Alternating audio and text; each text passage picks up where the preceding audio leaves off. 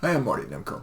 We learn by example. Well, here is a conversation within a mock first date between me and a woman. Me. When I was a kid, I was scared of the doctor, especially needles. Were you scared of anything as a kid? Lots of things, but worst, I went to Catholic school and was scared because a nun pointed to the crucifix in front of the classroom and said, "You better behave or you'll end up like Jesus." I shook my head in empathy.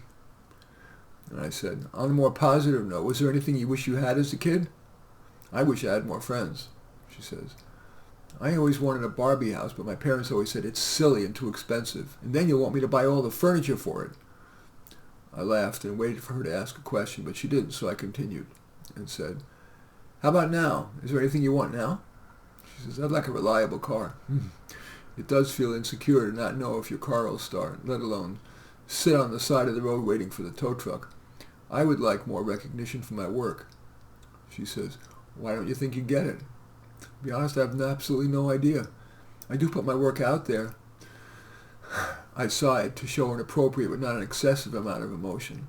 And then I changed the topic so I didn't sound whiny, especially because it was the first date. If you could be any person for one day, who would it be? She says, Michelle Obama. And I waited, signaling, without pushing, that I was open to her saying why. I think she's going to be the next president, she says. I say, could be. Again, I look for an opportunity to agree if I can. The country wants, I think, a black woman, and by having not campaigned yet, she's avoided the slings and arrows.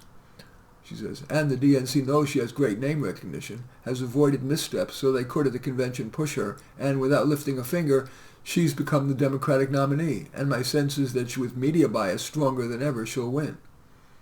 I said, you could well be right. Again, looking for ways to agree, especially on a first date. How about this one? If you could relive 1 year of your life, what would it be? She says, my senior year of high school, I didn't go to the prom. My parents said it was too expensive. Me, I wanted to demonstrate that I'd been listening and recalled what she said about the Barbie house. I said, your parents were careful with money. I'm guessing you think too careful. She said, uh-huh. I then say, well, how would you feel about me taking you to a sort of prom? We'll get dressed up and go to a nice place for dinner and dancing. She said, I would love to. Okay, the takeaway. In this conversation, I tried to demonstrate the asking of moderately probing questions, empathy, bit of humor, a willingness to share moderate intimacies, and I talked roughly half the time. So, is there at least one thing from this little mock conversation that you'd like to use, whether in finding a new relationship or in some other conversation? In any event, I do thank you for watching. I welcome your thumbs up and accept your thumbs down. I always look forward to your comments and especially like it if you hit the share button below. Share on your social media so that my efforts can have broader impact. And I am flattered if you choose to subscribe to my channel, and certainly would welcome you checking out any of my 30 books. They're all on Amazon. Just go to Amazon.com and search on my name, Marty Nemko, N-E-M-K-O. I might particularly call to your attention my book, Relationship Stories.